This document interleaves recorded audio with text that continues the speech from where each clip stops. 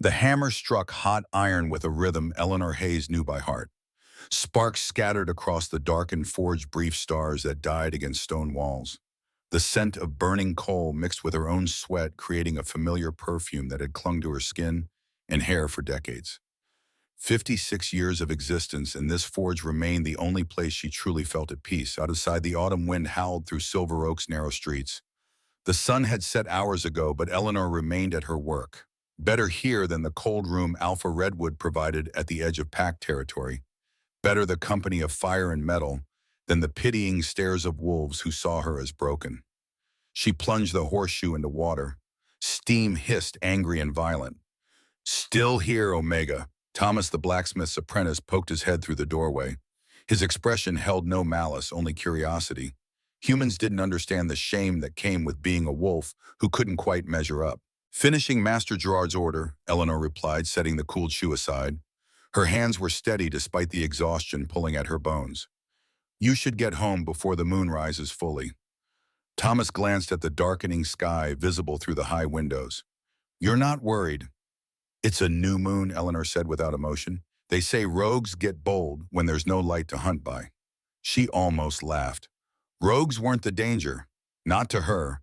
William Redwood had made certain everyone knew Eleanor Hayes was pack property, even if she spent her days among humans.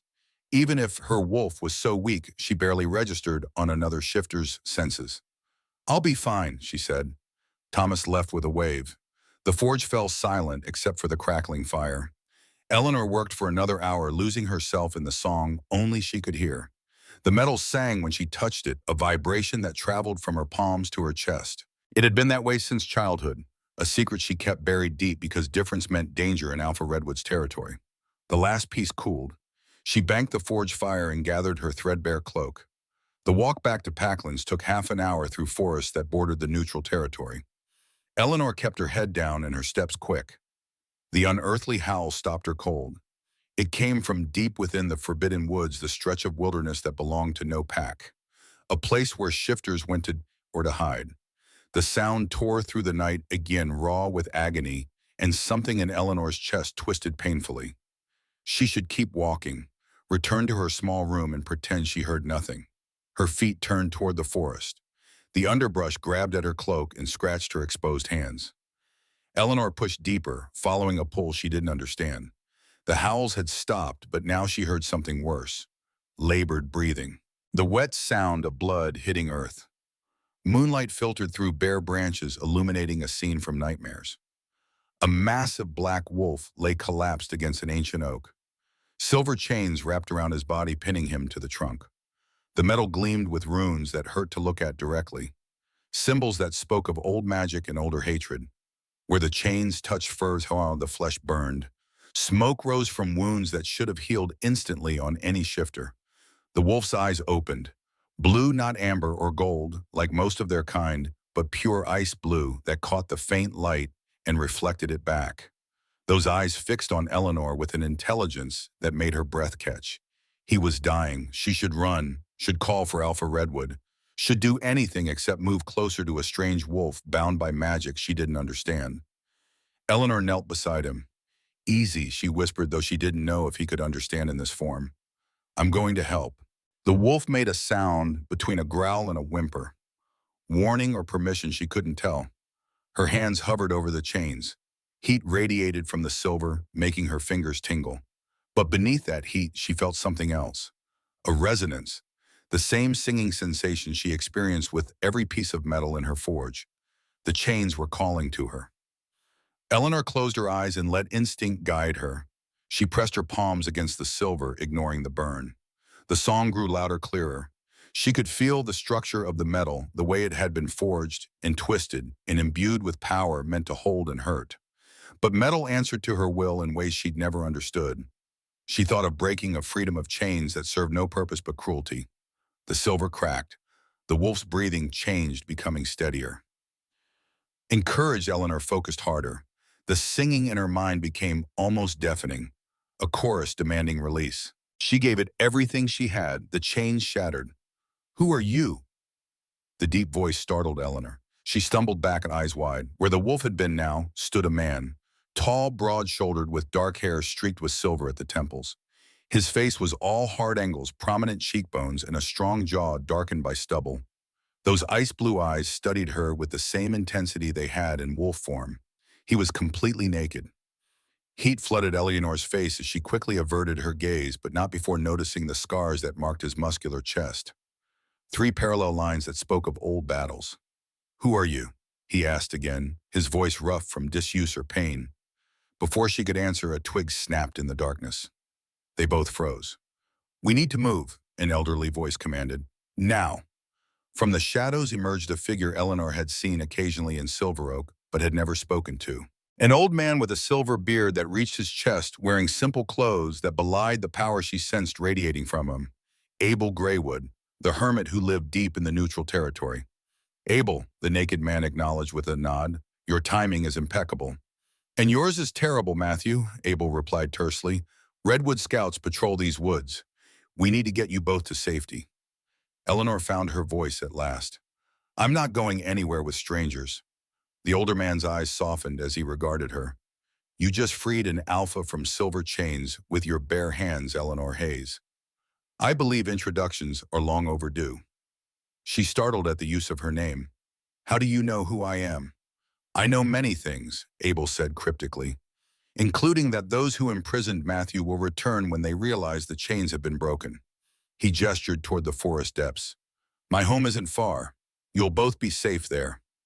Eleanor hesitated. Her instincts urged caution, but something deeper pulled her toward these strangers. The naked man Matthew watched her with an expression she couldn't decipher.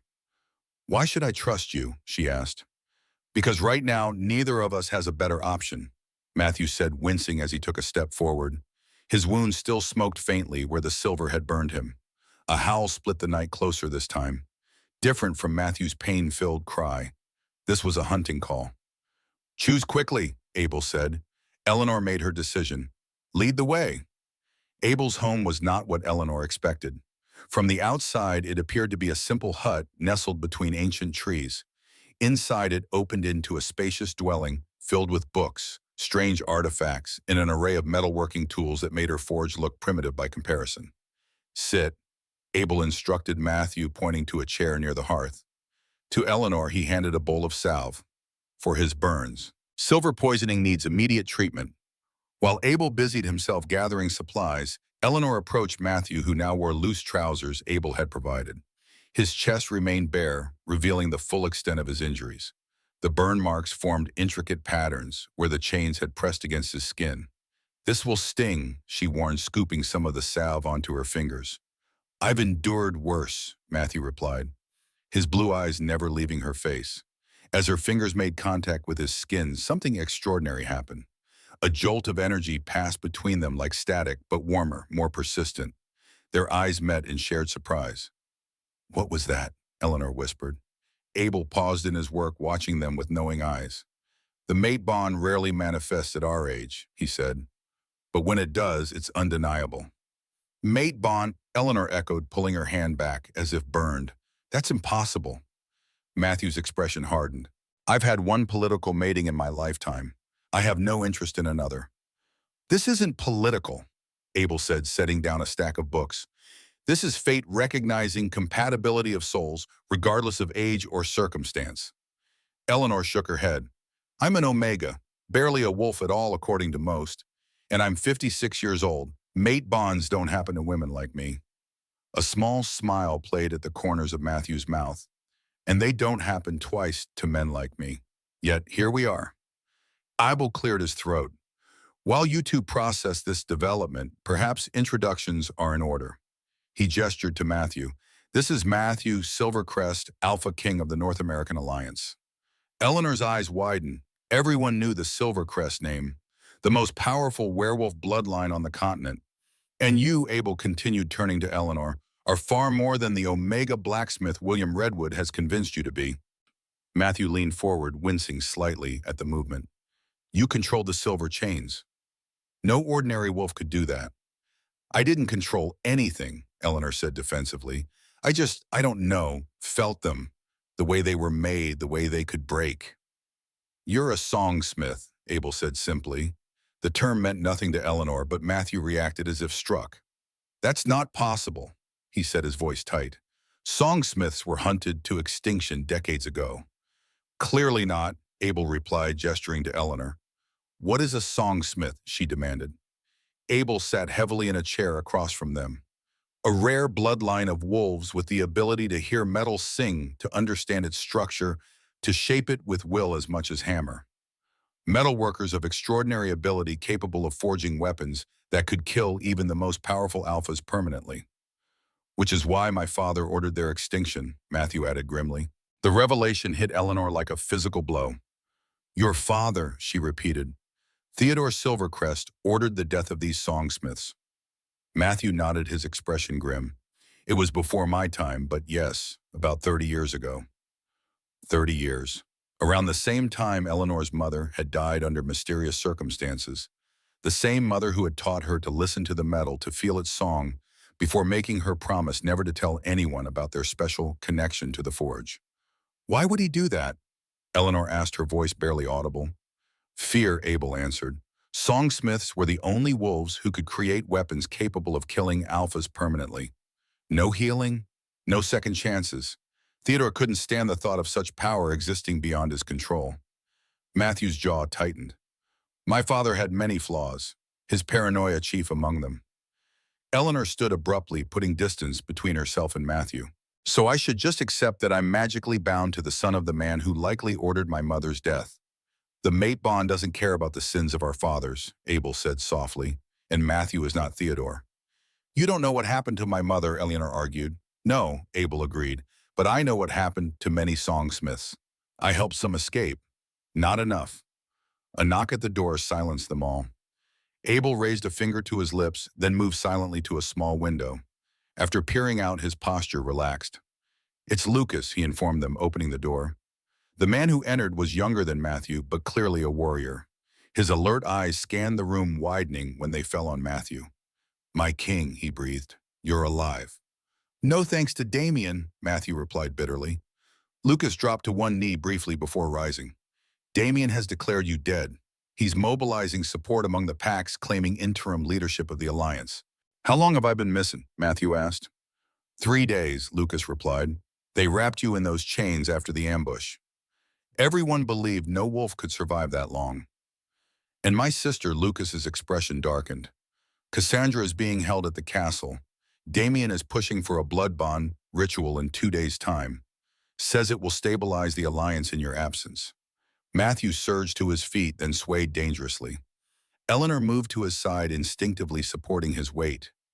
"You're still weak from silver poisoning," she chided. "My sister needs me," he growled.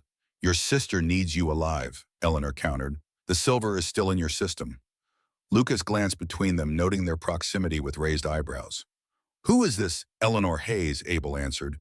"A songsmith who freed your king from Damien's trap." Lucas's hand moved to the hilt of his sword. "Songsmiths are extinct." "Evidently not," Matthew said, "and she's under my protection." The younger man relaxed slightly, but his suspicious gaze remained fixed on Eleanor. "There's more," Lucas said after a moment. "Your grandson, Lucas." Matthew went rigid beside Eleanor. "What about him?" "Damien has him too. The boy is being kept separate from Cassandra. I believe Damien intends to use him in the ritual, rather than your sister." Eleanor felt Matthew's despair through the strange new connection between them. The mate bond carried emotions she had no context for, yet understood perfectly. "Lucas is 10 years old," Matthew said, his voice hollow. "He's just a child. A child of royal blood," Lucas pointed out grimly, "perfect for a blood bond ritual." "What exactly is this ritual?" Eleanor asked. Abel was the one who answered. "An ancient dark magic. It requires royal blood given with consent or taken from the young before they can refuse.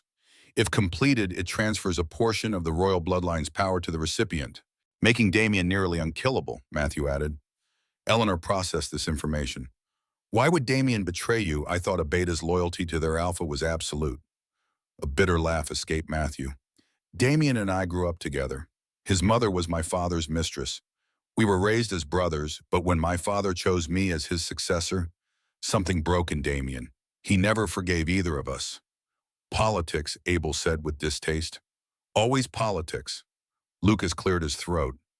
We have allies gathering, my king, warriors loyal to you, but we need time to organize a proper assault on the castle. Time we don't have, Matthew said. The ritual is in 2 days. Eleanor's mind raced. The forge song hummed faintly in her ears, an idea taking shape. I might be able to help, she said slowly. If I truly am what you call a songsmith, maybe I can forge weapons that would give us an advantage. Matthew turned to her, hope flickering in his eyes. You would do that for strangers. For a child, Eleanor corrected. No child deserves to be used as a sacrifice. Abel nodded approvingly. I have a forge here, smaller than what you're used to perhaps, but well equipped. You have a forge hidden in your home? Eleanor asked, surprised. The old man's eyes twinkled. I have many secrets, Eleanor Hayes, some of which might interest a songsmith like yourself. Lucas looked skeptical. We're putting our faith in untested magic in an Omega who didn't even know what she was until tonight. Watch your tone. Matthew warned, his alpha authority evident despite his weakened state. I wouldn't be alive without her intervention. Eleanor felt a strange warmth at his defense. Decades of being the pack's lowest member had conditioned her to accept disrespect without complaint. I don't need his faith, she told Matthew, only his patience while I work. Abel moved to a bookshelf, retrieving an ancient tome bound in what appeared to be silver wire. If you're to forge Songsmith weapons, you'll need proper instruction. The old methods, the true songs. I don't know if I can, Eleanor admitted. I've never made anything more complex than horseshoes and farming tools. The metal sings to you, Abel reminded her. Trust that connection. It will guide your hands.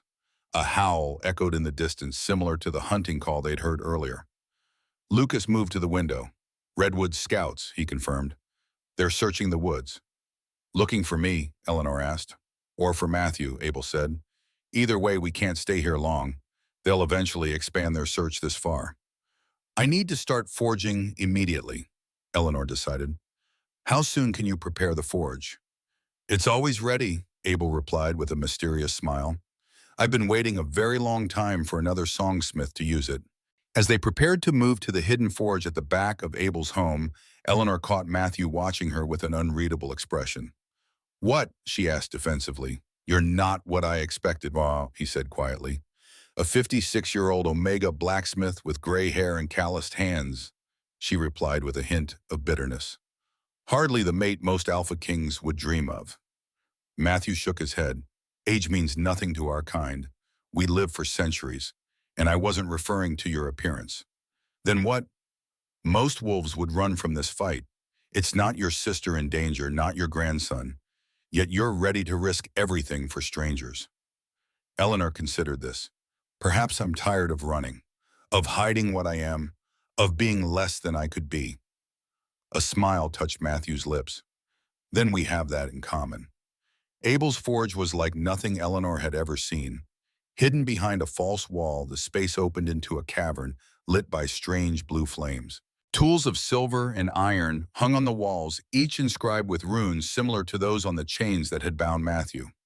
This isn't just a forge, Eleanor whispered in awe. It's a sanctuary. The last of its kind, Abel confirmed, built by songsmiths centuries ago when our kind still lived openly. Our kind, Eleanor echoed. Abel rolled up his sleeve, revealing a faded tattoo of interlocking metallic circles. I was an apprentice when the purge began. Too weak in the gift to be considered dangerous. They left me alive while killing my masters. Eleanor felt a kinship with the old man that transcended their brief acquaintance. You've been hiding all these years. Surviving, he corrected, and preserving what knowledge I could. While Abel prepared the forge and Matthew conferred with Lucas about potential allies, Eleanor examined the tools. Each one sang to her in a different pitch, a different emotion. She selected a hammer that resonated with determination and protection. This one, she said simply. Abel nodded approvingly. The Hammer of Mercy, an excellent choice for your first songsmith creation. What should I make? Eleanor asked. Something that reflects your intent, Abel advised. The metal responds to purpose as much as skill. Eleanor thought of the young boy in danger of Matthew's desperation to save his family. Daggers, she decided, small enough to conceal, sharp enough to cut silver chains.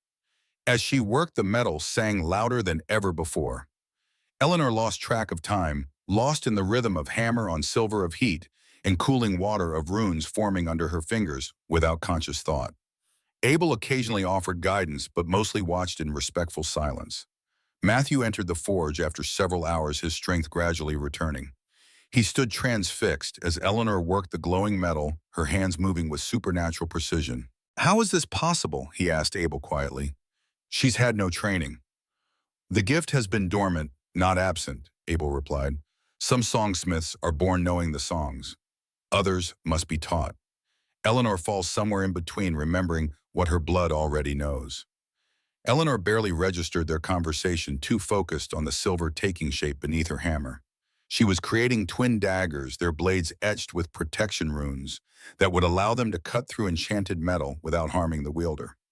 When the first dagger was complete, she held it up. The blade caught the blue forge light and seemed to drink it in, glowing with inner power. "It's beautiful," Matthew said, approaching cautiously.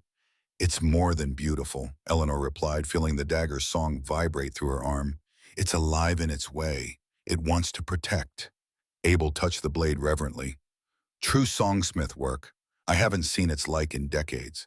Lucas entered the forge, his expression urgent. "Scouts are circling closer. We need to move soon." Eleanor nodded, returning to her work. "One more dagger, then we go."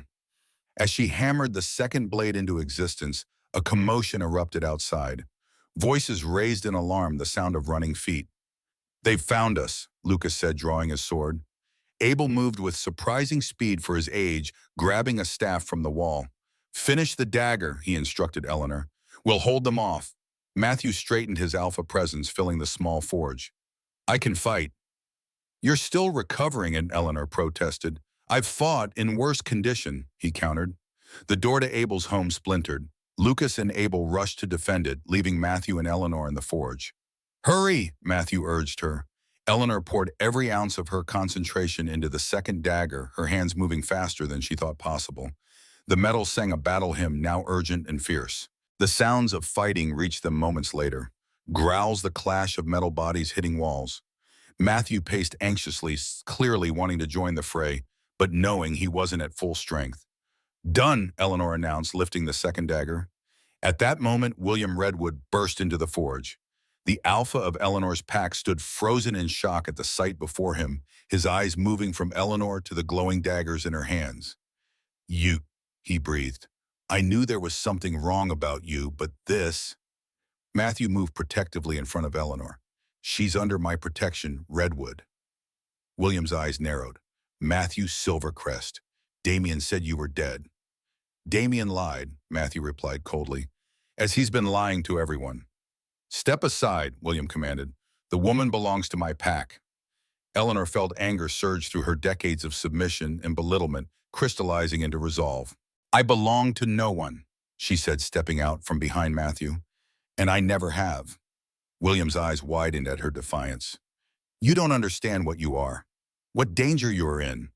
"I understand perfectly," Eleanor countered, the daggers humming in her hands. "I'm a songsmith, the very thing your alpha allies tried to exterminate years ago."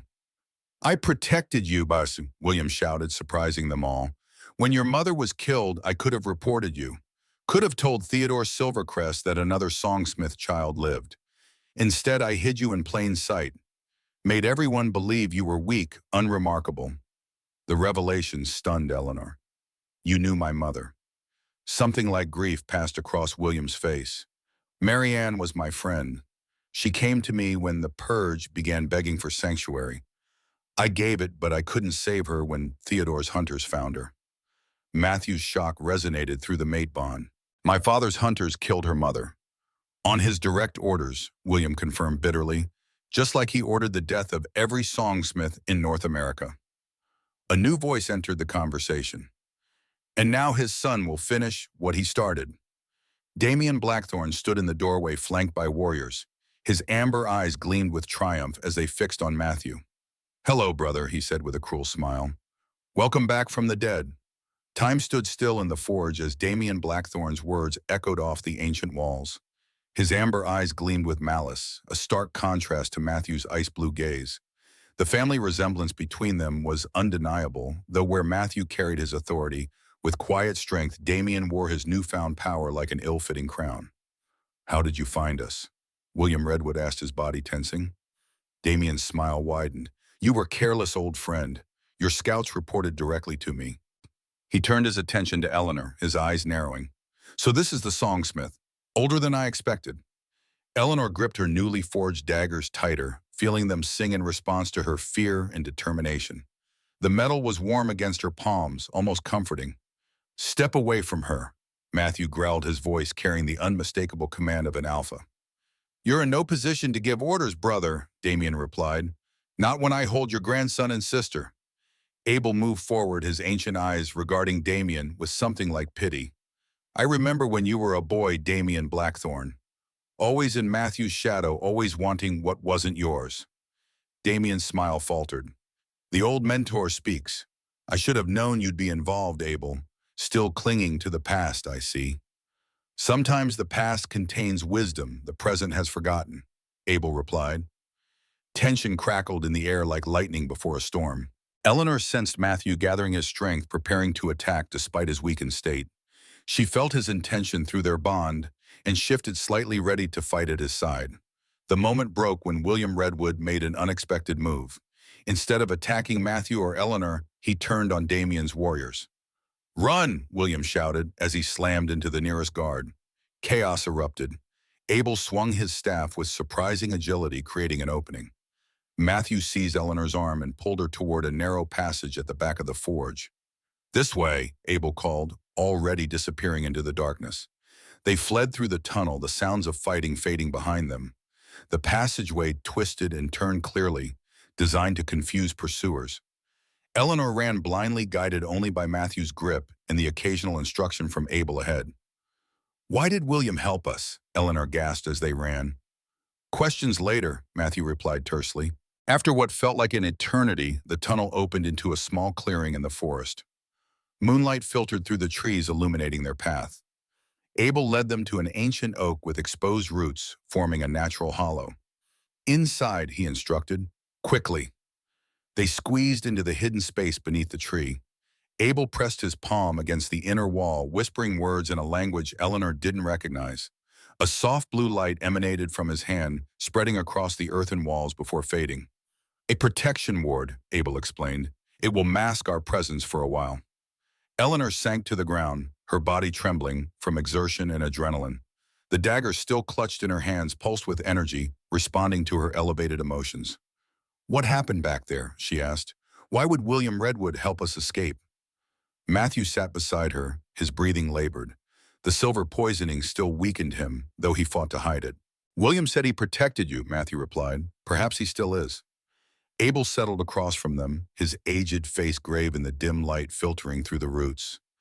"William Redwood has carried a heavy burden for many years, the guilt of surviving when others did not. He knew my mother," Eleanor said, the revelation still shocking. "He said he gave her sanctuary." "Many pack alphas were forced to make impossible choices during the purge," Abel said. "Theodore Silvercrest demanded absolute loyalty. Those who refused were eliminated along with the Songsmiths." Matthew's jaw tightened. "My father's legacy grows more shameful with each revelation." "You are not your father," Eleanor said quietly. Their eyes met in the darkness, the mate bond humming between them. Matthew's hand found hers, their fingers intertwining naturally. "We need a plan," he said after a moment. "Lucas is out there, possibly captured. My sister and grandson remain in Damien's control, and the blood bond ritual is scheduled for tomorrow night." "Your beta Lucas Reed had warriors gathering," Eleanor remembered. "Not enough to assault the castle directly," Matthew replied. "Damien will have fortified defenses, especially now that he knows I'm alive." Abel stroked his silver beard thoughtfully. "Perhaps a direct assault isn't necessary." "What do you mean?" Eleanor asked. "You are a songsmith," Abel said. "And not just any songsmith, but one with extraordinary natural talent. The daggers you created are proof of that." Eleanor looked down at the twin blades resting in her lap. They gleamed in the darkness, seeming to absorb what little light filtered into their hiding place. "These are just daggers," she said uncertainly. Abel shook his head. "They are more than metal. They are extensions of your will imbued with your purpose, and they can do more than cut physical chains. You're talking about the trial of fire, Matthew said suddenly. The ancient Songsmith ritual. Yes, Abel confirmed. Eleanor looked between them. What ritual? Abel's eyes took on a faraway look. In the old days when a songsmith came into their power, they underwent the trial of fire, a vision quest of sorts guided by their first creation. It allowed them to see beyond the physical world to glimpse potential futures and hidden truths. You want me to undergo this trial? Eleanor asked incredulously. Now when time is against us, time moves differently in the vision realm, Abel explained. What might seem hours, there could be minutes here, and the knowledge you gain could be crucial to saving Matthew's family. Matthew squeezed her hand. It's your choice, Eleanor. We can find another way. She studied his face, noting the worry lines around his eyes, the tension in his jaw. Through their bond, she felt his fear for his grandson, a boy of only 10 years, a child in danger because of power struggles and ancient hatreds. How do I begin this trial? She asked Abel. Relief crossed the old man's features. Hold the daggers, one in each hand. Close your eyes and listen to their song. Let it guide you into the fire. Eleanor positioned herself more comfortably, crossing her legs and placing the daggers across her palms.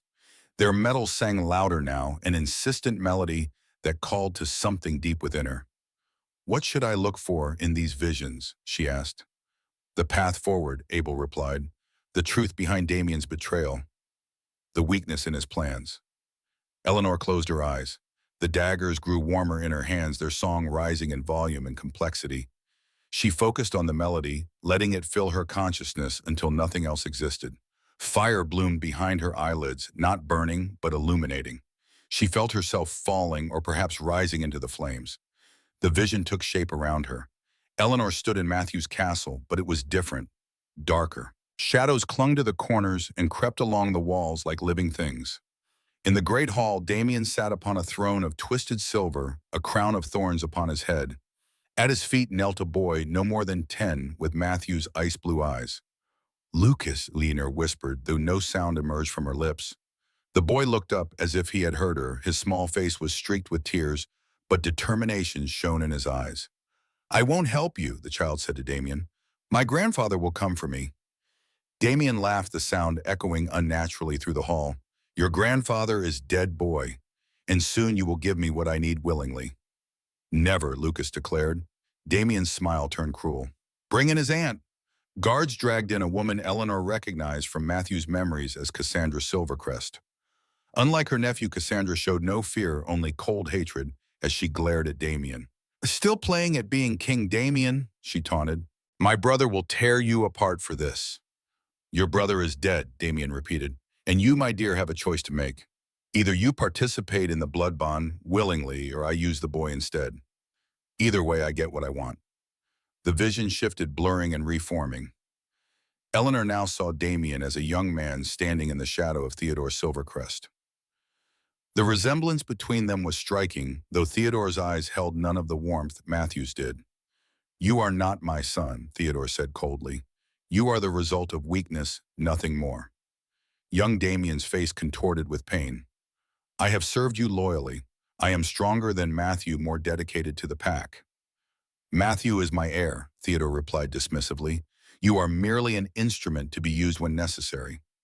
The scene changed again. Damien, older now, meeting in secret with a beautiful woman. He doesn't value you, the woman said, her hand caressing Damien's face. He never will, Damien. Not like I do. Alara, Damien whispered reverently. What would you have me do? Take what should be yours, she replied. Matthew doesn't deserve the throne. He doesn't deserve me.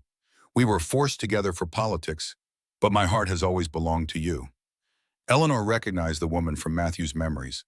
Alara Winters, his former mate from the political marriage. The pieces began falling into place. The vision blurred once more, showing a series of rapid images. Damien plotting with Alara. The ambush that had left Matthew bound in silver chains. A hidden chamber beneath the castle where dark rituals were prepared. Then, most terrifying of all, Eleanor saw a possible future. Damien, his eyes glowing with unnatural power, standing over Matthew's broken body. Lucas and Cassandra dead at his feet. Abel impaled on a silver spear. and herself bound in chains, much like those that had imprisoned Matthew, being forced to forge weapons of destruction. No, Eleanor gasped, fighting to break free from the vision. One final scene appeared. An ancient book, its pages yellowed with age, open to a diagram of the blood bond ritual. Eleanor's vision zoomed in, revealing a crucial detail. The ritual required royal blood freely given or taken from the innocent, but it also required something else. The required royal blood had to be spilled by a weapon forged with love, not hatred. The vision released her abruptly. Eleanor gasped, her eyes flying open as she returned to the present. Matthew and Abel were staring at her with concern. She had no idea how much time had passed. "What did you see?" Matthew asked urgently. Eleanor's hands trembled as she lowered the daggers. "Everything. I saw everything." She described her visions, watching Matthew's face grow darker with each revelation. The truth about Alara and Damien's betrayal hit him particularly hard. "I knew our marriage was political," he said bitterly, "but I never suspected she harbored such hatred." "Hatred born of feeling trapped," Eleanor said, remembering the emotions she had sensed in the vision. "Much like Damien's hatred for your father." "And this ritual?" Abel asked. "You saw its weakness." Eleanor nodded. "The weapon used to draw the royal blood must be forged with love, not hatred or ambition. Damien doesn't know this. He plans to use a silver dagger created by a songsmith he hired and then killed. A weapon forged in betrayal and death," Abel mused. "It will corrupt the ritual." "Which might be worse than if it succeeded," Matthew pointed out. "Failed dark magic often has catastrophic consequences." "We need to get into the castle," Eleanor said decisively. "Stop the ritual before it begins." "Impossible," Matthew replied. "Damien will have doubled the guards after discovering I'm alive." Eleanor lifted the twin daggers. "These can cut more than physical chains, remember? They were forged with protection in mind, protection for your family." "You want to use them to break through the castle defenses?" Matthew asked skeptically. "No," Eleanor said, a plan forming in her mind. "I want to use them to see what can't be seen. The castle has secret passages, doesn't it? Escape routes known only to the royal family?" Matthew's eyes widened. "Yes, of course. Tunnels built centuries ago when the first Silvercrest claimed the territory." Abel nodded approvingly. "The daggers can guide you, show you the hidden paths, but it will require blood magic to activate such power." "My blood?" Eleanor asked. "Both of yours," Abel replied. "The mate bond, even incomplete, creates a powerful connection. Your blood combined with Matthew's could enhance the dagger's abilities tremendously." Matthew looked uncertain. "Blood magic has consequences." "So does doing nothing," Eleanor countered. Their eyes met, understanding passing between them. Matthew nodded slowly. "What do we need to do?" Abel instructed them to sit facing each other, knees touching. He placed one dagger across their joined hands. "A small cut, nothing more," he said. "Allow your blood to mingle on the blade." Eleanor used the second dagger to make a shallow cut across her palm. Matthew did the same. They pressed their bleeding hands together over the first dagger, allowing their mingled blood to coat the silver. The effect was immediate. The dagger began to glow with blue light, the same color as the forge fire. The second dagger, still in Eleanor's hand, responded similarly. "Now focus," Abel instructed. "Think of the castle, the secret passages, the path to Lucas and Cassandra." They concentrated together, their bonds strengthening the connection. In Eleanor's mind, a map began to form. Tunnels snaking beneath the forest floor, connecting Abel's territory to the castle grounds. Hidden entrances and forgotten chambers. "I can see it," she whispered. "The way in." "As can I," Matthew confirmed. Abel smiled. "The bond grows stronger. This is good." When they separated their hands, the cuts had already begun to heal faster than normal, even for werewolves. The daggers retained a faint glow, pulsing gently like heartbeats. "These will guide us now," Eleanor said, feeling the connection to the weapons grow stronger. "We should rest before attempting the journey," Abel advised. "The tunnels are treacherous, and we'll need our strength for what awaits at the castle." Matthew reluctantly agreed, though Eleanor felt his impatience through their bond. They arranged themselves as comfortably as possible in the small space, Matthew and Eleanor side by side, Abel keeping watch. "Why did you choose to help me?" Matthew asked softly as they settled down. "You could have walked away once we reached Abel's home. This isn't your fight." Eleanor considered the question. Perhaps it became my fight the moment I chose to free you from those chains. That doesn't explain why you made that choice in the first place, he pressed. She was silent for a moment, organizing her thoughts. All my life I've been told I'm weak, an omega barely worth acknowledging. I accepted that role because it was safer than standing out. And now I know that I've been hiding my true self, Eleanor said. Those chains around you were a physical manifestation of what I've done to myself. Breaking them was like breaking the limitations I accepted. Matthew's hand found hers in the darkness. For what it's worth, I see your strength clearly. Mace hasn't diminished it. If anything, your years have given your power depth that youth could never achieve. The compliment warmed Eleanor unexpectedly. She had spent so long being invisible that being truly seen was almost uncomfortable. Tell me about your grandson, she said, changing the subject. Matthew's voice softened. Lucas is remarkable. Born small, considered weak by pack standards, much like you were. But his mind is sharp, his heart enormous. He struggles with his wolf, can't fully transform yet, which makes him a target for ridicule. Yet you named him your heir. Because leadership isn't about physical strength, Matthew said firmly. It's about vision, compassion, the ability to see beyond tradition to what could be. Lucas has that in abundance. Eleanor heard the love in his voice, felt it through their bond. You're a different kind of alpha than your father was. I've spent my life trying to be, Matthew admitted. Theodore ruled through fear. I wanted to lead through respect. Is that why Damien resents you? Because you changed what it means to be Alpha King? Matthew sighed. Damien believes strength is everything, that mercy is weakness. He wanted to continue my father's legacy of dominance and control. When I began implementing changes more inclusive to Omegas, to humans who live in our territories, he saw it as destroying what made the Silvercrests powerful. Eleanor thought of the young Damien in her vision, desperate for Theodore's approval. He wanted to be like your father because he wanted to be acknowledged as Theodore's son. A recognition he never received, Matthew confirmed sadly.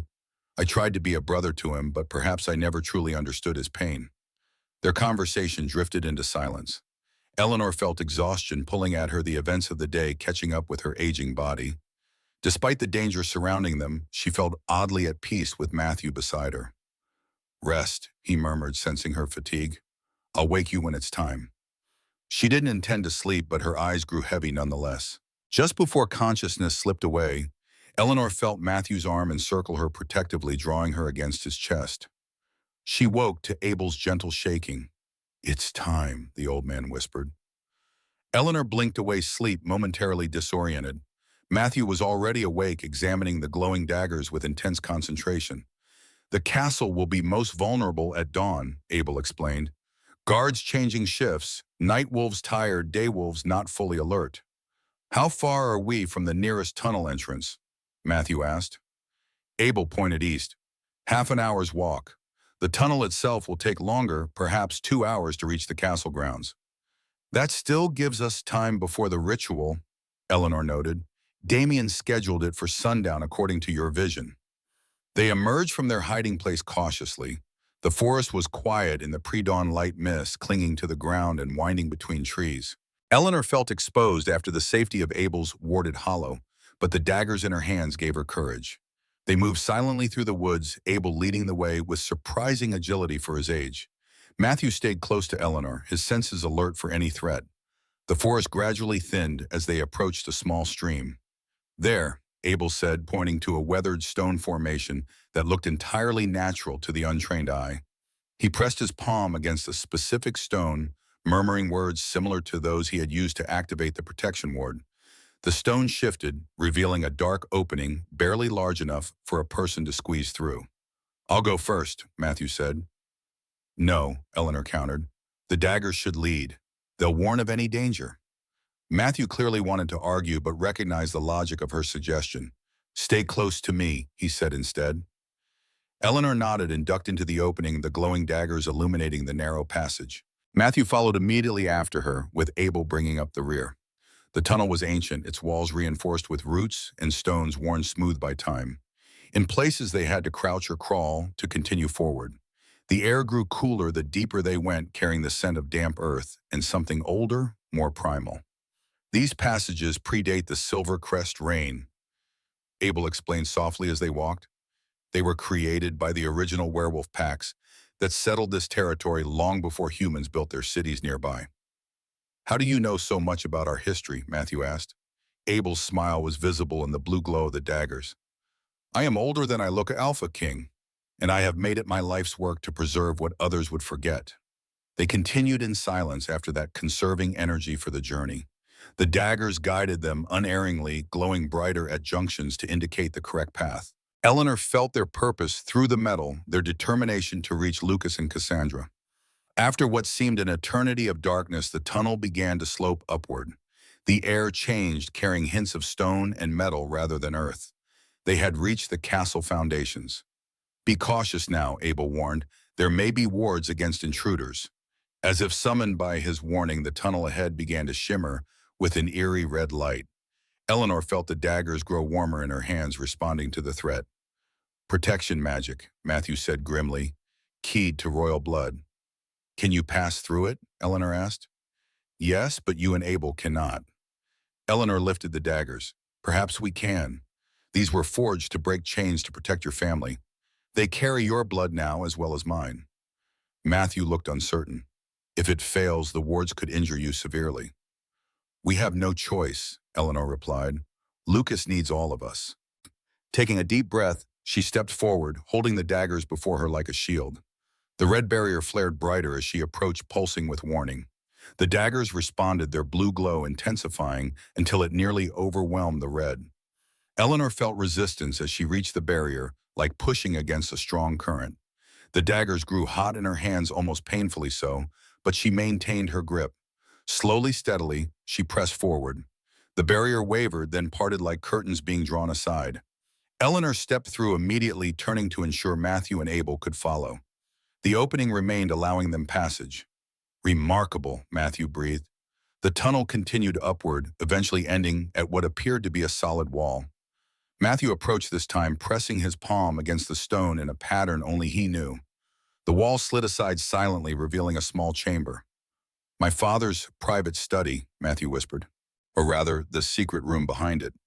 They entered cautiously. The chamber was dusty and clearly unused for years, filled with ancient texts and artifacts Eleanor didn't recognize. A narrow door on the far wall presumably led to the study proper.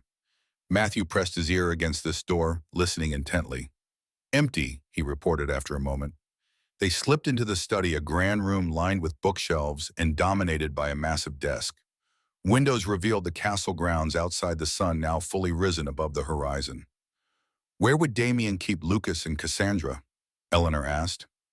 Matthew's expression darkened. For the ritual, he'd want somewhere symbolic. The Great Hall, perhaps, or the ancestral chamber. Abel shook his head. The ritual requires specific preparations. A sacred circle, runic inscriptions. He would need privacy for that. Eleanor held up the daggers. These will lead us. As before, she concentrated on their purpose, on finding Lucas and Cassandra. The dagger's glow shifted, one pointing upward, the other down. They're separated, she realized. One above, one below. The north tower for Lucas, Matthew guessed, and the ritual chamber would be in the old dungeons. We should split up, Abel suggested. Matthew, you go after your grandson. Your scent will comfort him. Eleanor and I will find Cassandra and disrupt the ritual preparations. Matthew clearly disliked the idea of separating. It's too dangerous. More dangerous to leave either of them unrescued, Eleanor countered. The daggers will protect us. After a moment's hesitation, Matthew nodded. Be careful, he said, his eyes fixed on Eleanor. The mate bond will let me know if you're in danger. The same goes for you, she replied.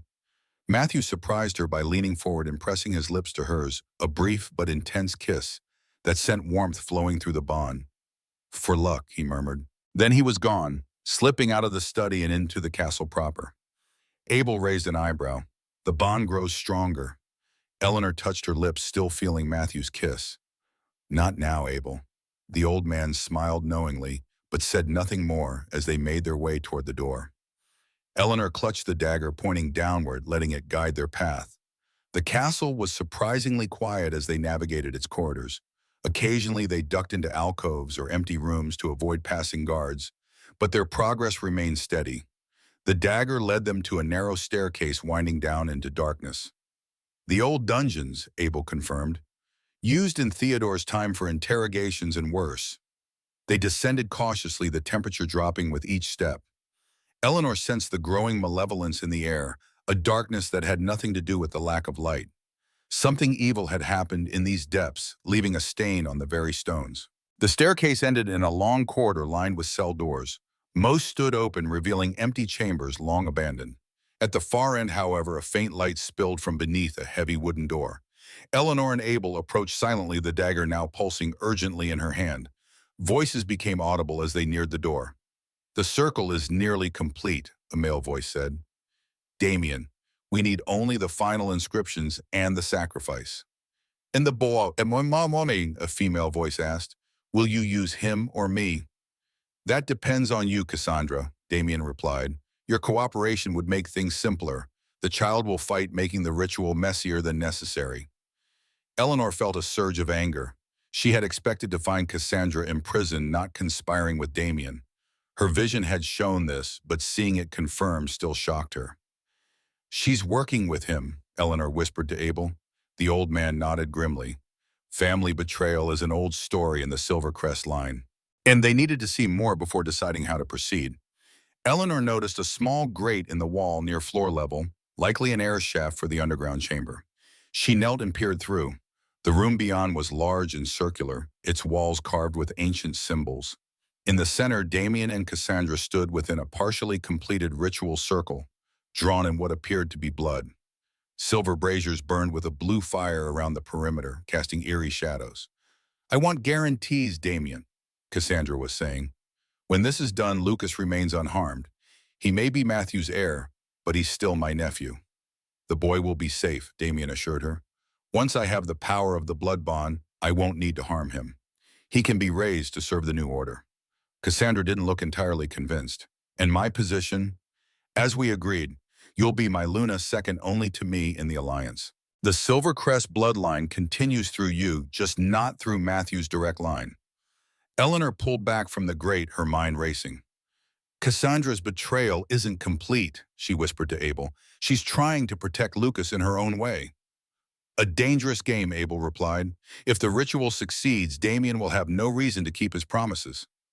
They needed a plan. Eleanor studied the dagger in her hand, feeling its purpose shift subtly. No longer was it merely guiding them to Cassandra, now it seemed eager for confrontation. "We need a diversion," she decided. "Something to disrupt the ritual preparations without putting Cassandra or ourselves in immediate danger." Abel nodded toward the ceiling of the corridor. "Water pipes, the castle's old, but Theodore installed modern conveniences. If we could rupture one—" Eleanor understood immediately. She lifted the dagger, focusing her will on the pipes Abel had indicated. The Songsmith connection flowed through her into the metal above. She could feel the structure of the pipes, the pressure of water within them, the weak points in their construction.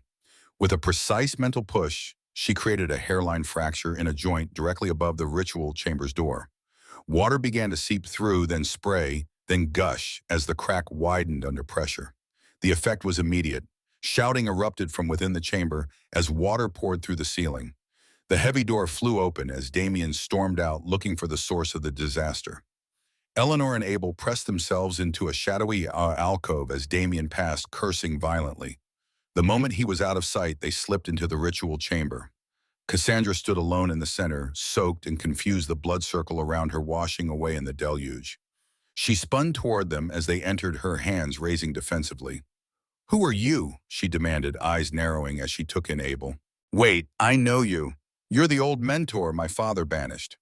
"Hello, Cassandra," Abel greeted her calmly. "It's been many years." Her gaze shifted to Eleanor, noting the glowing dagger. "A songsmith? Impossible." "Apparently not," Eleanor replied. "Your brother is alive, Cassandra. He's here in the castle rescuing Lucas as we speak." Shock registered on the younger woman's face. "Matthew is alive, but Damien said—" "Damien lied," Eleanor cut her off. "Just as he's lying about protecting Lucas after the ritual." Doubt flickered across Cassandra's features. "You don't understand. I'm doing this to protect our bloodline. Matthew's changes were weakening us. The other packs were beginning to question our strength. And you believe Damien will restore that strength?" Abel asked gently. The same Damien who betrayed his alpha, who would use a child in a blood ritual, Cassandra faltered. Eleanor sensed the conflict within her, the genuine belief that she was doing what was necessary, warring with doubt about Damien's true intentions. The ritual will fail, Eleanor told her bluntly. The weapon Damien plans to use was forged with hatred and betrayal. The blood bond requires a blade created with love and protection. How could you know this? Cassandra challenged. Eleanor held up the dagger. Because I've seen it. These daggers showed me the truth of the ritual, the consequences of failure. If Damien proceeds, everyone in this castle will die, including Lucas. Uncertainty clouded Cassandra's eyes. I never wanted Lucas harmed. I only wanted to matter, Eleanor finished for her. To be more than just Matthew's sister. I understand that feeling better than you know. A crash echoed from the corridor, followed by angry shouts. Damien was returning, and he wasn't alone. Choose now, Cassandra, Abel urged. Your brother or Damien? Your nephew's life or Damien's ambition? Cassandra took a deep breath, decision crystallizing in her eyes. Follow me, she said. There's another way out. We need to reach Matthew and Lucas before Damien realizes what's happening. She led them to a concealed door behind one of the braziers, pushing it open to reveal another narrow staircase. As they slipped through, Damien's voice echoed behind them, filled with rage as he discovered the ruined ritual site. He'll know I've betrayed him, Cassandra said as they climbed. There's no going back now.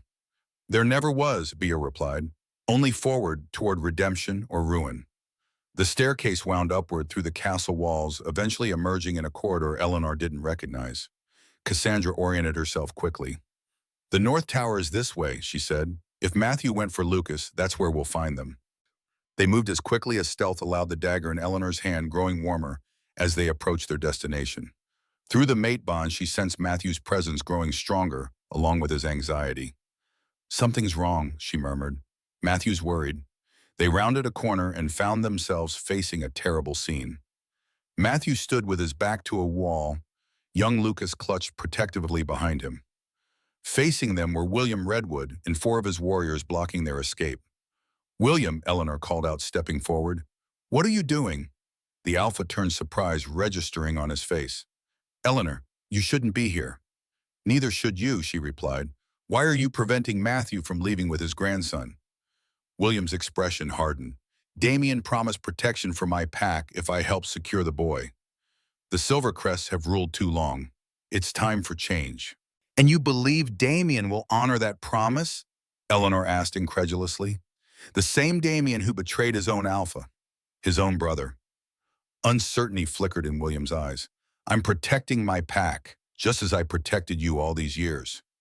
By making me believe I was worthless, Eleanor challenged, anger rising. By hiding what I truly am. I kept you alive, William roared, when Theodore's hunters would have killed you like they killed your mother. Lucas peeked out from behind Matthew, his young face frightened but determined. Grandfather, he whispered, the lady has glowing knives. Matthew's eyes met Eleanor's across the corridor, relief flowing through their bond. She does, he confirmed to his grandson. And she's here to help us. William looked from Eleanor to the daggers in her hands, conflict evident on his face. I can't let you pass, Eleanor. Too much is at stake. Everything is at stake, she countered, including the life of an innocent child. The moment stretched, tension building in the narrow space. Then William made his decision. Stand down, he ordered his warriors, stepping aside. Let them pass. Alpha, one of the warriors questioned uncertainly. I said stand down, William repeated firmly. I've spent too many years living with one betrayal. I won't add another. Relief washed through Eleanor. Matthew immediately moved forward. Lucas held tightly against his side. Cassandra rushed to embrace her nephew. You came back, Lucas said to his aunt, confusion in his young eyes. I never should have left, Cassandra replied, tears streaming down her face. Can you forgive me?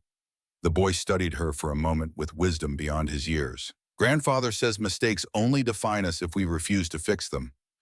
A smile broke through Cassandra's tears. Your grandfather is a wise man. Their reunion was cut short by the sound of running feet and angry shouts echoing up the stairwell. Damien had discovered their escape and was in pursuit. We need to move, Matthew urged. Is there another way out of the tower? William nodded. Follow me. The Alpha led them up rather than down, climbing spiral stairs to the tower's peak. Eleanor's aging legs protested the exertion, but she pushed through the discomfort. At the top, a small room opened onto a balcony overlooking the castle grounds. "There's no exit here," Cassandra protested. William pointed to a narrow ledge circling the tower. "That leads to the east wing. From there you can reach the stables." Matthew assessed the precarious path. "Lucas can make it. I'll carry him." The boy clung to his grandfather, face pale but determined. "I'm not scared." "Of course not," Matthew assured him. "You're a Silvercrest." Eleanor felt movement through the mate bond before she heard the door behind them crash open. Damien stood in the doorway, his amber eyes glowing with rage, flanked by warriors loyal to him. "Going somewhere, brother?" he snarled. Time seemed to crystallize in that moment on the tower. Damien stood framed in the doorway, his amber eyes burning with the intensity of betrayal and ambition. Behind him, his loyal warriors filled the stairwell, weapons drawn and ready. The late morning sun cast harsh shadows across his face, highlighting the features he shared with Matthew but twisting them into something darker. Eleanor instinctively moved in front of Lucas, the daggers in her hands pulsing with protective energy.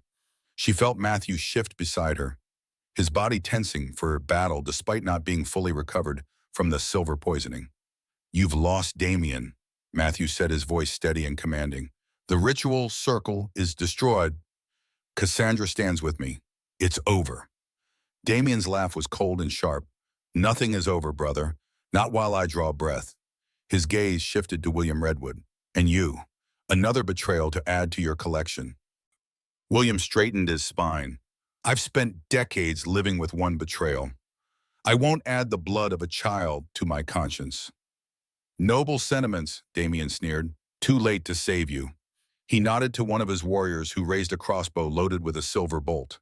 Before anyone could react, the bolt flew, striking William in the shoulder. The Alpha staggered backward, a pained growl escaping his throat as silver poison immediately began spreading through his system.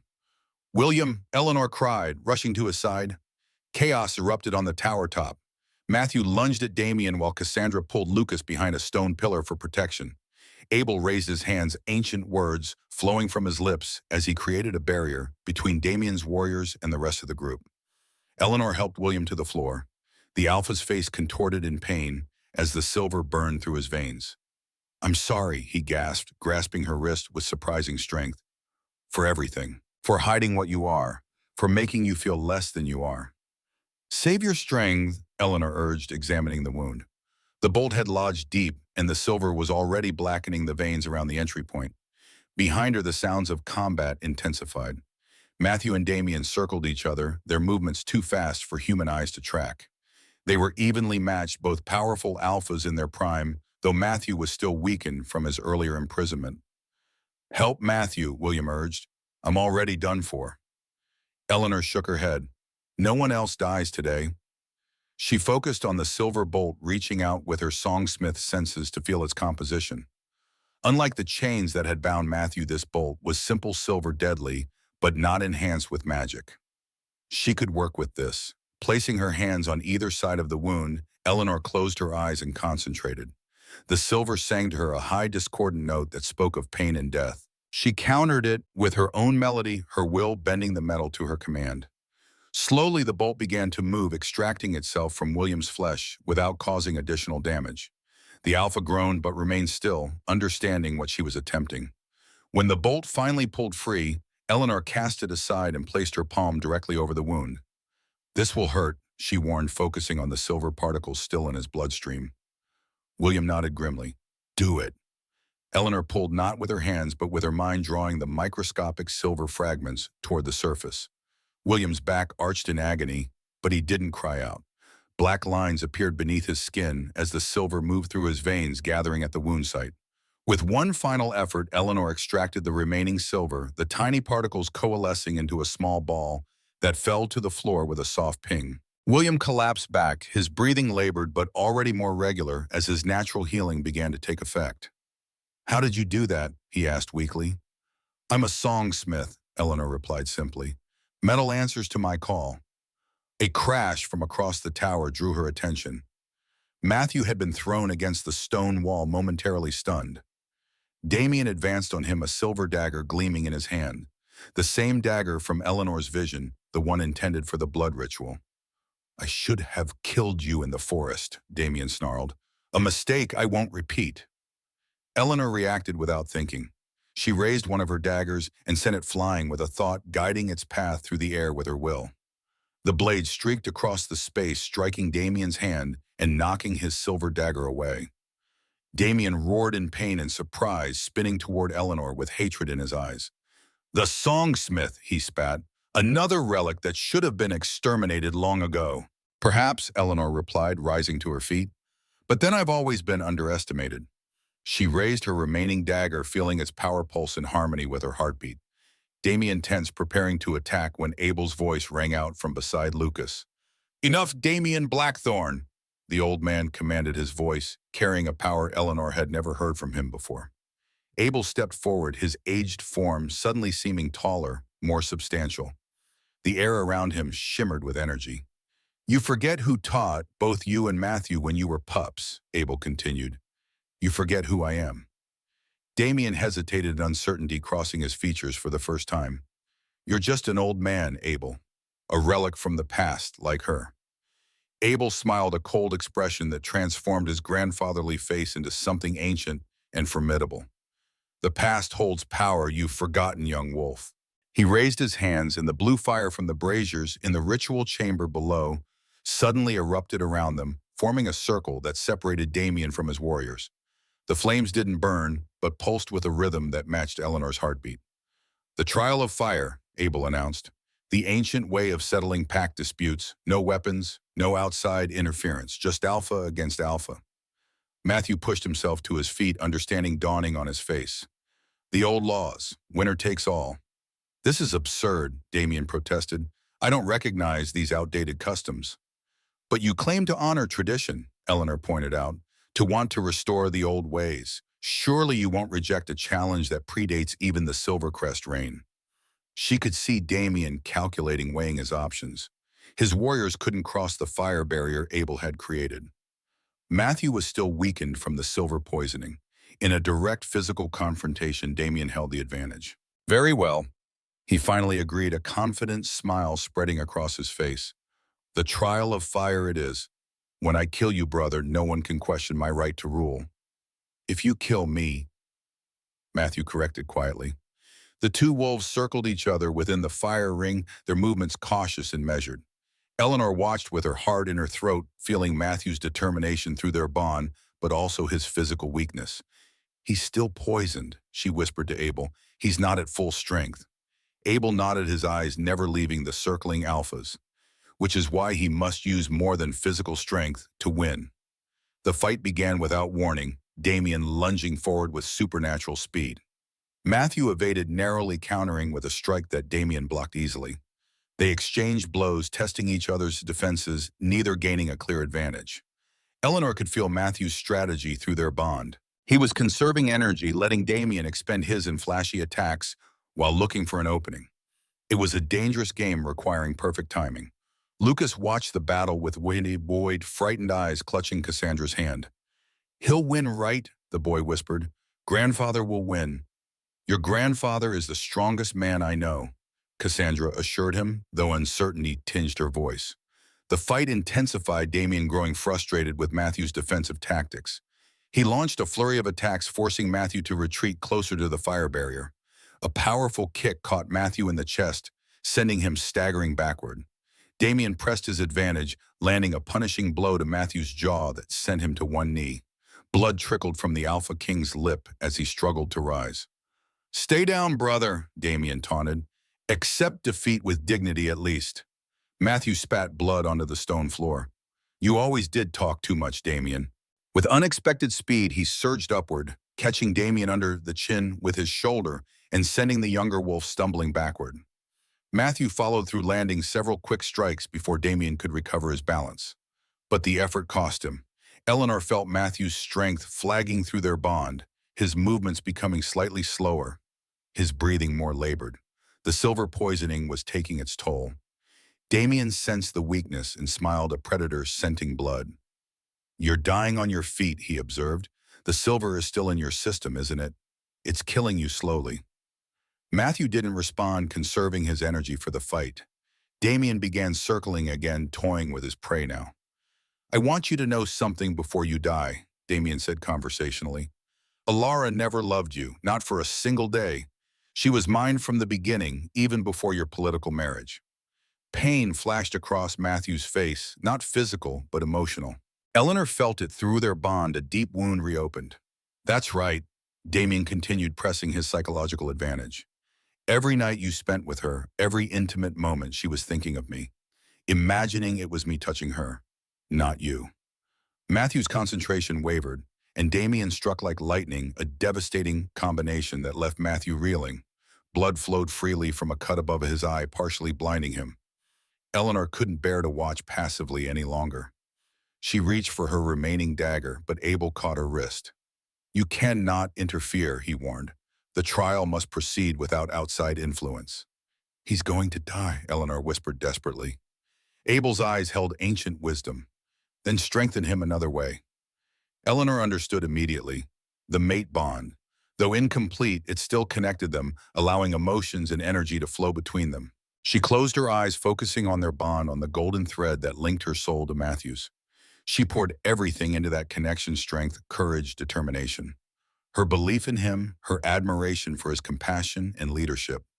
Most significantly, she offered him her love, not the mate bond's automatic connection, but her genuine feelings that had grown in their short time together. Matthew staggered again under another of Damien's blows, then suddenly straightened as Eleanor's emotions and energy flowed into him. His eyes sought hers across the tower top, ice blue, meeting green in a moment of perfect understanding. "Thank you," he mouthed silently. When Damien attacked again, Matthew was ready. He moved with renewed purpose, his technique shifting from purely defensive to a calculated offensive.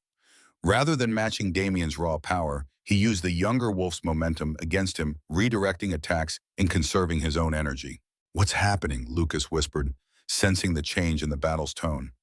"Your grandfather is fighting smart, not hard," Cassandra explained, hope entering her voice. Damien grew increasingly frustrated as his attacks failed to land with their previous effectiveness. His movements became more aggressive but less controlled, leaving openings that Matthew expertly exploited. "Fight me properly," Damien demanded after Matthew evaded yet another powerful but predictable attack. "I am fighting," Matthew replied calmly. "I'm just not fighting like our father taught us." The mention of Theodore Silvercrest triggered Damien's rage. With a roar, he launched himself at Matthew, abandoning technique for pure aggression. It was exactly what Matthew had been waiting for. Sidestepping the charge, Matthew caught Damien's extended arm and used the momentum to slam him into the stone floor. Before Damien could recover, Matthew was on him, pinning him with a knee across the throat. "Yield," Matthew demanded. Damien struggled, his face contorting with hatred. "Never." Matthew increased the pressure, slightly cutting off Damien's air. "Yield, and you live. Continue, and this ends now." For a moment, it seemed Damien would choose death over surrender. Then, with resentment burning in his eyes, he tapped the stone floor twice, the traditional signal of submission in the trial of fire. Matthew released him immediately, stepping back, but remaining vigilant. "It's over, Damien. By the old laws, by the trial of fire, the challenge is settled. The pack is mine." Abel lowered the fire barrier, allowing Cassandra and Lucas to rush to Matthew's side. The boy threw himself into his grandfather's arms while Cassandra supported Matthew's wounded frame. Damien's warriors looked uncertain, their loyalty now in question following their leader's defeat. Abel addressed them directly. "The trial has concluded according to ancient law," the old man proclaimed. "Matthew Silvercrest remains Alpha King of the Northern Alliance. Those who accept this judgment may stay. Those who cannot must leave these territories immediately." One by one, the warriors lowered their weapons, some kneeling in renewed allegiance to Matthew. Only two remained standing, their expressions defiant. "Go," Matthew told them, his voice carrying the authority of his position. "Find packs that share your values. There is no place for you here any longer." The dissidents departed without another word, disappearing down the tower stairs. Damien remained on his knees, defeat written in every line of his body. "What about him?" William asked, having recovered enough to sit up, though his wounds still bled sluggishly. Matthew regarded his half-brother with a mixture of sadness and resolution. "Traditional punishment for challenging the Alpha is death." Damien raised his chin, preparing to meet his fate with what dignity he could muster. But Matthew continued, "Our traditions have failed us in many ways. Perhaps it's time for a different approach." Eleanor moved to Matthew's side, their shoulders touching lightly. "What are you thinking?" Matthew turned to her, their bond carrying his troubled thoughts. Death would be simple, but it solves nothing. The hatred, the division he created would continue. "Then find a punishment that addresses the true crime," Eleanor suggested. Matthew considered this, then nodded. He turned back to Damien. "Your crime wasn't challenging me. It was betrayal of pact bonds, of family, of trust. You used your position to harm those you swore to protect." Damien said nothing, his amber eyes burning with suppressed rage. "Therefore your punishment is to live without what you abused," Matthew declared. "Eleanor." She understood immediately what he was asking. Stepping forward, Eleanor approached Damien, the Songsmith dagger gleaming in her hand. "This will hurt," she warned him, echoing the words she had spoken to William earlier. "But unlike you, I take no pleasure in causing pain." Before Damien could react, she pressed the dagger against his chest directly over his heart, not piercing the skin, but making contact. She closed her eyes, reaching with her Songsmith senses into Damien's very being. Every werewolf carried their wolf as part of their soul, their essence. It was what made them shifters, what gave them their strength and abilities. Eleanor followed the metal trace elements in Damien's blood, using them as a conduit to reach that essential part of him. Damien screamed as she worked, his back arching in agony. The process wasn't physical, but spiritual, a separation of what had always been united.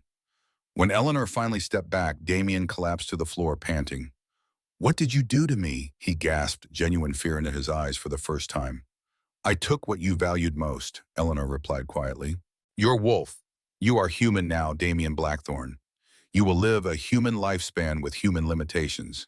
You will remember what it was to be more, but never experience it again." Horror dawned on Damien's face as he realized the full extent of his punishment.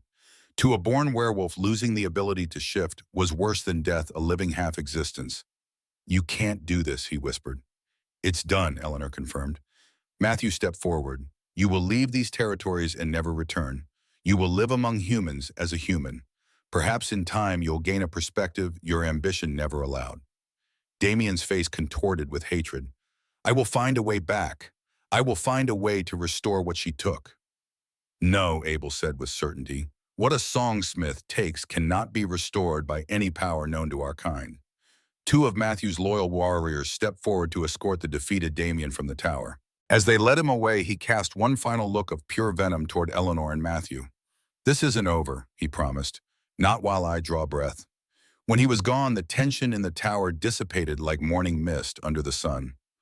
Matthew sagged slightly, the toll of battle and lingering silver poisoning catching up to him. Eleanor supported him immediately, their bond humming with shared relief and exhaustion. "Grandfather," Lucas cried in alarm. "I'm all right," Matthew assured the boy, ruffling his hair with his free hand. "Just tired." "The silver is still in your system," Eleanor observed. "I need to draw it out as I did for William." Abel nodded in agreement. "We should move to more comfortable quarters. The tower is no place for healing work." With Cassandra leading the way and William following more slowly due to his injury, they made their way down the tower stairs and into the main castle. Guards and servants stared in shock at the procession. Matthew, bloodied but victorious, Eleanor supporting him with the glowing dagger still in her hand, Abel walking with renewed vigor, and young Lucas practically bouncing with relief. They settled in Matthew's private chambers, an expansive suite with a view of the mountain range beyond the castle grounds. Eleanor immediately set to work extracting the remaining silver from Matthew's system, a delicate process that required all her concentration. "This may be even more painful than what William experienced," she warned as Matthew sat on the edge of his bed.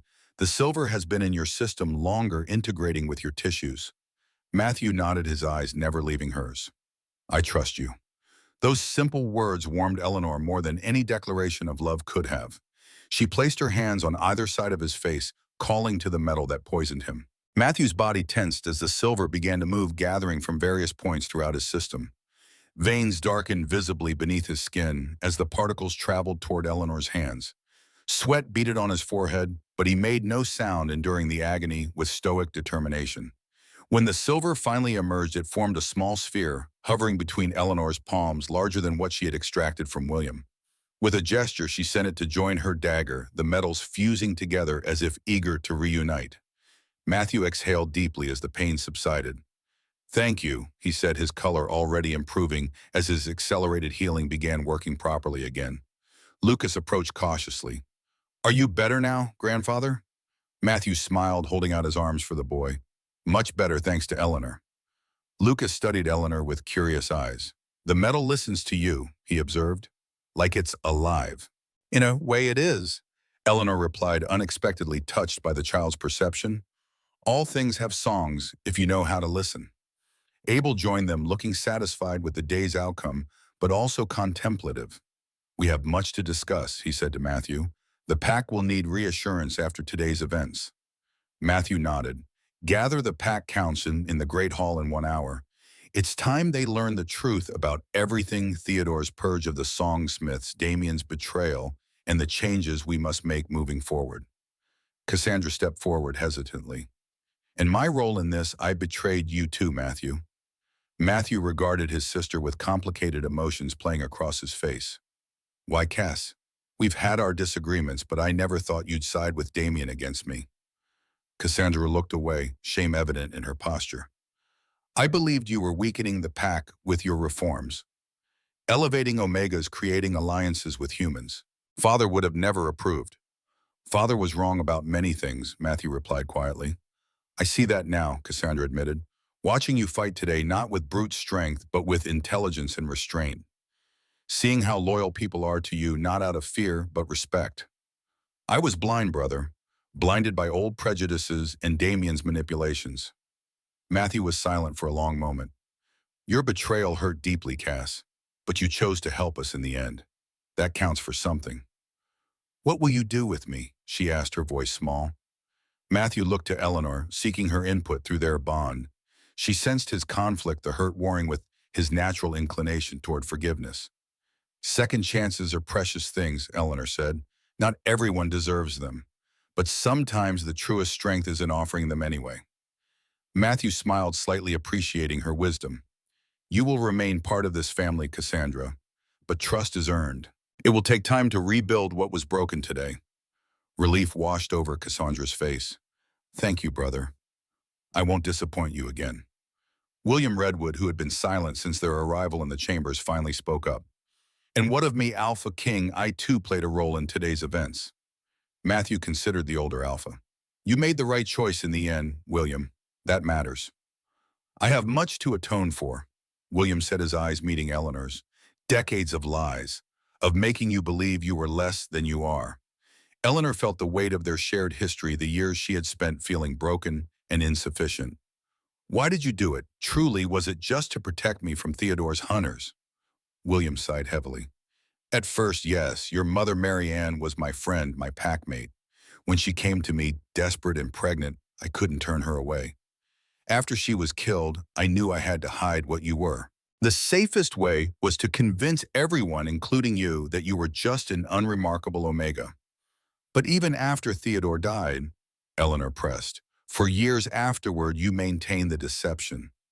"By then the lie had become comfortable," William admitted, "and selfishly I wanted to keep you in my pack. If you had discovered your true nature, you would have left, found others like yourself." "There were no others," Abel pointed out. "The Songsmiths were all but extinct." "I didn't know that," William replied. "I only knew I had promised Mary Ann to keep her daughter safe. In my limited understanding, that meant keeping Eleanor hidden, unremarkable, overlooked." Eleanor absorbed this, decades of feelings difficult to reconcile in a single conversation. "I spent my life believing I was worthless," she said finally. "That takes more than words to heal." William nodded in understanding. "I don't expect forgiveness, Eleanor. Only the chance to make amends in whatever way I can." Matthew addressed the Redwood Alpha formally. "Return to your territory, William. Care for your pack. When the Alliance Council meets next month, we will discuss new terms for all territories, including greater protections for Omegas and those with special abilities." William bowed his head in acknowledgement. "Thank you, Alpha King." As the day progressed, the castle settled into a new rhythm. News of Matthew's victory and Damien's punishment spread quickly. Pack members, who had hidden their loyalty during Damien's brief coup, emerged pledging themselves anew to their rightful alpha. By evening, Eleanor found herself standing on a balcony overlooking the castle grounds, watching the sunset paint the mountains in shades of gold and purple. The events of the past few days seemed almost dreamlike in their intensity. "Penny for your thoughts," Matthew said, joining her at the railing. Eleanor smiled. "They're worth at least $1 inflation being what it is." Matthew laughed, the sound warming her heart. He looked better already, his body's accelerated healing having repaired most of the damage from the fight. He stood closer than necessary, their shoulders touching lightly. "The council meeting went well," he informed her. "Better than expected, actually. Many were relieved to see Damien gone. His faction was smaller than we realized. In the revelation about the Songsmiths about me. Surprise, certainly. Some fear." Matthew shrugged. "Change is never easy, especially for our kind.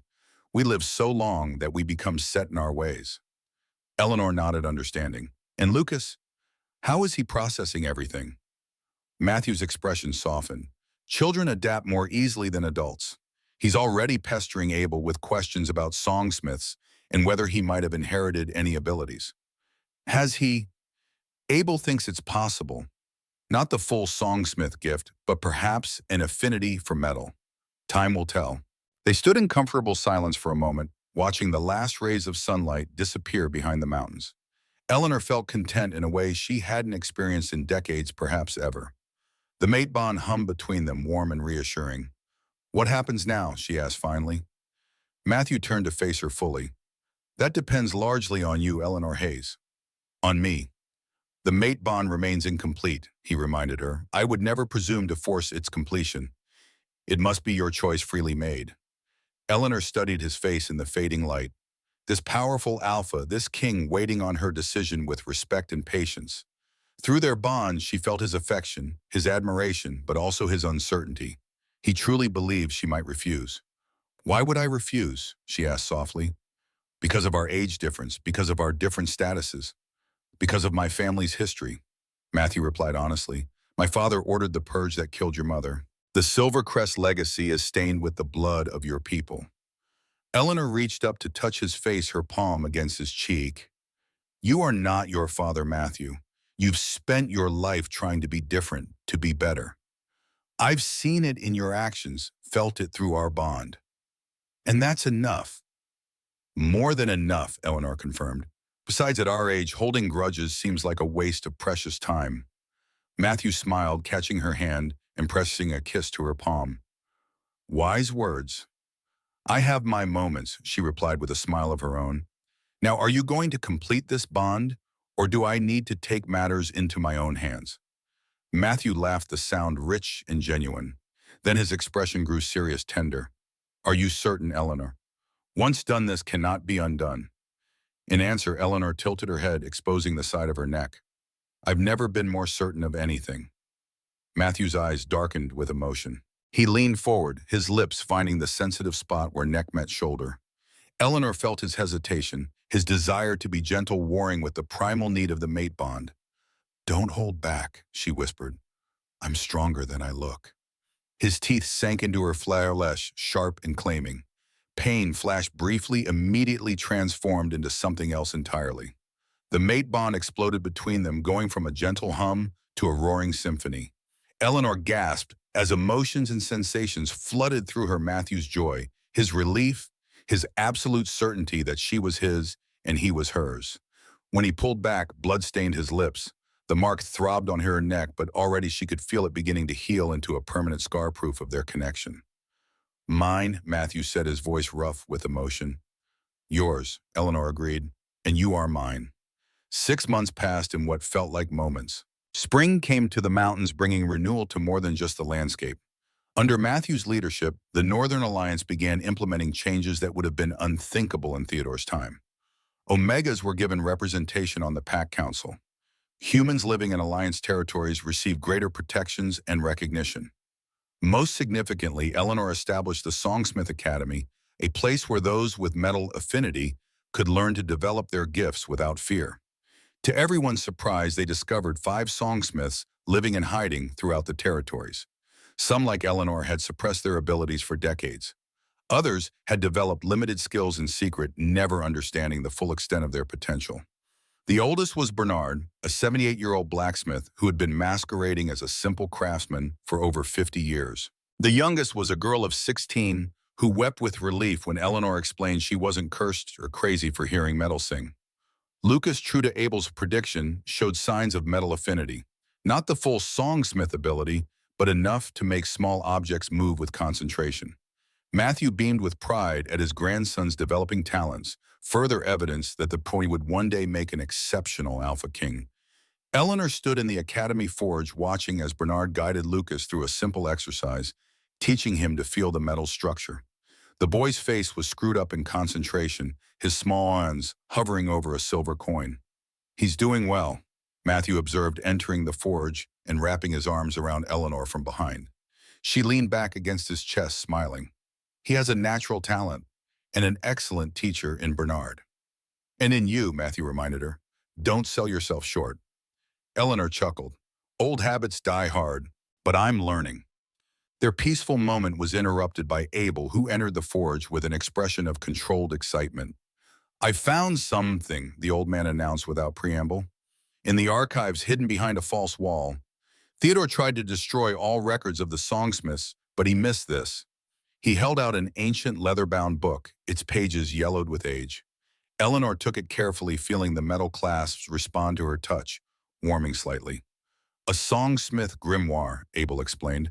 "One of the original teaching texts thought lost centuries ago." Eleanor opened the book reverently, her eyes widening as she scanned the first page. "This changes everything," she whispered. "The techniques described here, we never imagined such possibilities." Matthew looked over her shoulder, unable to fully appreciate the technical aspects but understanding the significance. "This belongs to you and your students," he said.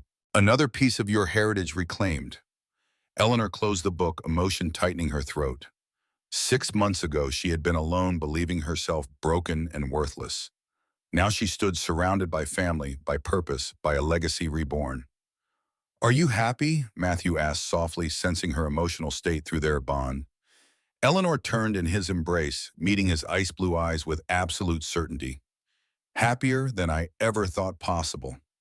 Outside the forge, Lucas finally succeeded in making the coin roll across the table without touching it. His delighted laugh carried to them a sound of pure joy. "You freed more than yourself when you broke those silver chains," Matthew murmured, pressing his forehead against hers. "You freed all of us from the past." "No more chains," Eleanor agreed. "Only possibilities." As if in response, the metals in the forge began to sing a gentle harmony that only Eleanor could hear. Not a song of restraint and imprisonment, but one of creation and potential.